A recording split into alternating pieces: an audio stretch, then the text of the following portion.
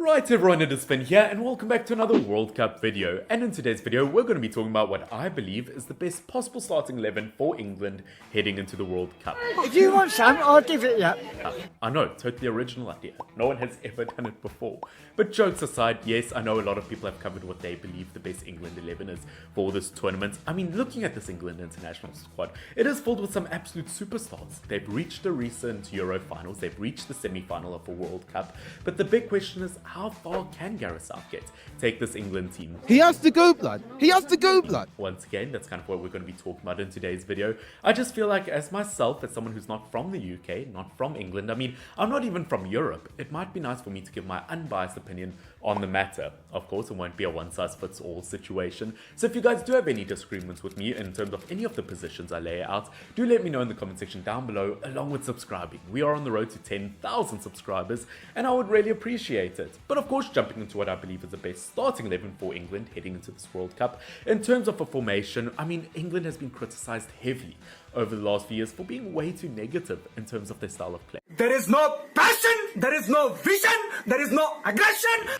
I mean, saying that, can you criticize them reaching a semi-final and a final of recent tournaments? Well, at the end of the day, I do believe if England want to take their shot, they have to play a more positive style of football. They have to play attacking football, and as opposed to a dreaded 5 at the back system, who I'm pretty sure Gareth Southgate has been dating a 5 at the back system since like the first grade of school, the way he shows love for it. I don't know. I think that's a bit dodgy, mate. I believe England needs to play a 4-3-3 formation with an attacking midfielder. Once again, kind of different for this England international team, but in terms of the individuals that I'm going to put in the squad, they play in it week in, week out when it comes to their clubs, when it comes to domestic level. Once again, it's not a formation that these players are too foreign to, and I believe they'll suit it. In terms of a goalkeeper who has to start for England, in my opinion, I've gone for Jordan Pickford. Yes, I know I might get criticised for that, especially considering the other two goalkeepers, Ramsdale and Pope, are joint top clean sheet holders in the Premier League at the moment. So how on top of 2 Premier League clean sheet holders at the moment am I going to put a goalkeeper with T-Rex arms?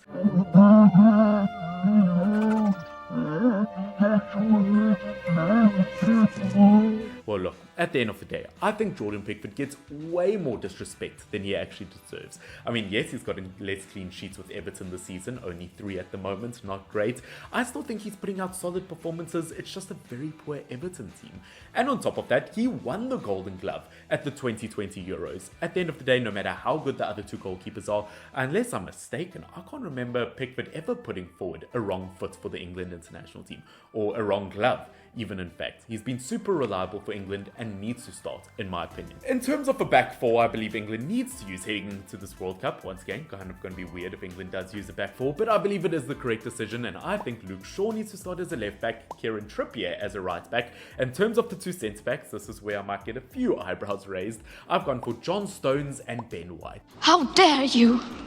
Yes, I know this looks like a very, very weird England defence, but I mean, starting off with Luke Shaw, I feel like he's the most guaranteed in that position. I know people are calling for maybe Kieran Trippier to play on that left back side, but at the end of the day, Luke Shaw has proven himself as a left back. The competition would have been between him and Ben Chilwell, obviously Ben Chilwell picking up an injury. Luke Shaw needs to start. He's been good for Manchester United this season in attacking and defensive ability, and for this England international team, once again, he's been solid over the last few tournaments, especially at the Euros where he did score in that final. Once again, Luke Shaw, solid player, doesn't deserve the disrespect he gets. In terms of the right back, as I said, Kieran Trippier. Once again, whether you go for him or Trent Alexander-Arnold in terms of both attacking ability and set pieces, I feel like they could both do the job. A lot of people will say, yeah, but you can't play Trippier and Trent Alexander-Arnold because defensively, they're not the best England has. Look, England came dead last in their Nations League group. I feel like they can afford to make a change or two. I do think looking at Trippier, he's a more complete player. He's had a better season overall. So I do feel like he has to start over Trent Alexander-Arnold. Do have to give some sort of respect to the players who are playing well, and I have to go for Trippier, especially in terms of his set-piece ability. At the 2018 World Cup, 40% of the goals England scored overall were from set-pieces, and a reason like that, Kieran Trippier needs to start. Obviously, looking at the centre-backs, I feel like John Stones is an easier one to explain. I feel like out of all England centre-backs, he probably is the best option because at both club and country level, he's been so consistent for England over the last few years. In terms of the other centre-back, as I said, I've gone for Ben White. That's disgusting! Disgusting! Now, yes, I know a lot of questions will be asked about that one, and I'm going to have an absolutely gigantic claim here. I truly believe that Ben White, I'm saying this as a United fan, Ben White is the next Kyle Walker, if I can say that. He is that player that for this England international team, if they did play a back five, he could be that right centre-back. He is a player who's played as right-back for Arsenal this season. He's also very solid as a centre-back. And he is one of those players that in terms of pace and recovering ability, I think Ben White is the best option that England has. Yes, I know Harry Maguire could be in discussion. He's once again never failed England, as many proclaim. But at the end of the day, as I said, I feel like when it comes to your national team, the players who have had the best form, the players who have been more consistent, need to start for the national team. You have to respect the players who have earned their international spots. Once again, you could put into the arguments of someone like Eric Dyer, who's been okay this season. But as I said, Ben White, in terms of building his future, he is the perfect Kyle Walker replacement. Now, in terms of my midfield three, there are many different ways you could go about this in terms of the way that they could play. But the three midfielders I've gone for is Jude Bellingham, I've gone for Mason Mount, and Declan Rice. Dear God, it's beautiful. Now, whether you want to play Declan Rice as a holding midfielder or Bellingham and Rice as central midfielders with Mount as an attacking midfielder, I believe it could work absolutely either way, depending on the opposition you face. Obviously, heading into the World Cup, they will be playing teams like Iran, Wales, and USA. And in terms of attacking ability, that probably is all of their opposition's strong point. From Taremi at Iran, you've got Gareth Bale and Dan James for Wales. In terms of USA, you've got Christian Pulisic and a few others.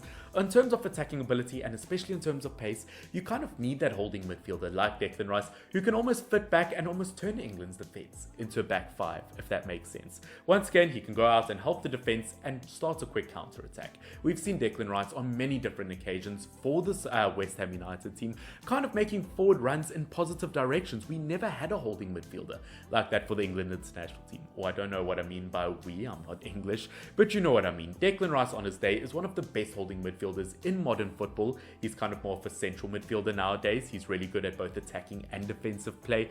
Once again, absolute true leader, and he will be the captain of this England international team one day. Look at me, sure. I'm the captain now. In terms of the other two midfielders, as I said, you've got Jude Bellingham, who's been brilliant for Dortmund this season, kind of playing higher than usual, kind of in that attacking midfield position, much like Mason Mount, which is why I think they'll work perfectly in terms of attacking together. Once again, Bellingham is more of a complete player in terms of attacking and defensive ability. He's more of that box-to-box midfielder, where Declan Rice is the holding, Mason Mount is the attacking. I feel like Jude Bellingham is the player to string it all together. In terms of in-form midfielders, he probably is the best England have heading into this tournament. Looking at Mason Mount, I know a lot of people call for James Maddison to start for England this tournament. My only problem with that is the fact that he's not proven for this England international team yet. Yes, he's been brilliant for Leicester over the last few seasons, and I've been waiting for his call-up 4 years now. It's been 84 years. But looking at James Maddison, as good as he is, you have to respect a player like Mason Mount, who although hasn't been phenomenal for the England international team, he has proven he's a very consistent player, and he's proven on timeless accounts for Chelsea, although his numbers aren't there quite there this season, that he is a leader on the ball. He's technically very, very good, and once again, he's kind of that link up between midfield and attack. Brilliant player, you can't leave him out. Now heading into the front three, which once again a lot of questions could get asked about this front three I'm going to build. In the winger positions, I've gone for full Foden. On the right side, I've gone for Bukayo Saka, and as a striker, I've gone for Harry Kane. Once again, striker probably isn't too much of a shock, although I would have loved to see Ivan Toney get selected for the England international team, although once again he might be in jail by the time the World Cup runs around. Naughty, naughty. But looking at the two wingers, once again, kind of where the controversy might pop in, I just feel like as a player, Phil Foden is totally undroppable at the moment for Man City. He's been lethal. I mean, as a United fan, watching him score a hat-trick against us, you can't even get that mad. He is a brilliant footballer for Man City this season, 7 goals and 5 assists in 15 games. In terms of World Cup qualifiers, 4 assists in 7 games. He is that player who can set up Harry Kane to get those goals. Once again, absolutely phenomenal player. I don't feel like we saw enough of him at the Euros. He didn't play as much as I would have liked him to through injury and through not getting selected. But when he does play, he is a very solid player. In terms of the right winger, as I said, Bukayo Saka, I hope he redeems himself after the Euros, after that penalty miss. But once again, having him on one side, much like Phil Foden, a young Englishman who really has a bright future. I mean, look at Bukayo Saka. I mean, I don't just like to mention numbers because football is more than just numbers, but for Arsenal so far in the Premier League this season, 4 goals and 6 assists in 16 Premier League games. In terms of World Cup qualifiers, 3 goals and 1 assist in 5 games. Once again, in terms of goal contributions, technically a very good player. He was brilliant when he played for the England international team, and it is very hard putting 2 wingers in here, knowing that you have Marcus Rashford and Raheem Sterling. The reality of the matter is Raheem Sterling just hasn't hit his levels at Chelsea. You can't just put a player like him in if he hasn't proven himself this season. Looking at Marcus Rashford, I was very close to putting him in. He's been very, very good for Man United, but once again, almost as a substitute striker option, he might be a better fit. You also have Jack Grealish, who I'd rather have Almiron in this team at the moment. But as I said, in terms of wingers, those are England's best options. As I said, in terms of a striker, it has to be Harry Kane. Once again, do I have to kind of justify this 12 goals in 15 Premier League games this season? I'm pretty sure Harry Kane is 3 goals off of being England's all-time top goal scorer of all time. He could leave this World Cup as a top goal scorer of all time. Once again, you can't leave a striker like him out. He is sitting super top form, kind of just overrated or overshadowed in the Premier League at the moment because of Erling Haaland being in that league. I kind of feel sorry for everyone else or the other strikers in the Premier League, because you can score 12 goals in 15 games, which is phenomenal every other season. But Erling Haaland, once again, he's just cheating football. But ladies and gentlemen, that is it for what I believe is the best possible starting 11 for England heading into this World Cup. As I said, I've done it with quite a lot of nations in the past before. This video should be in a playlist.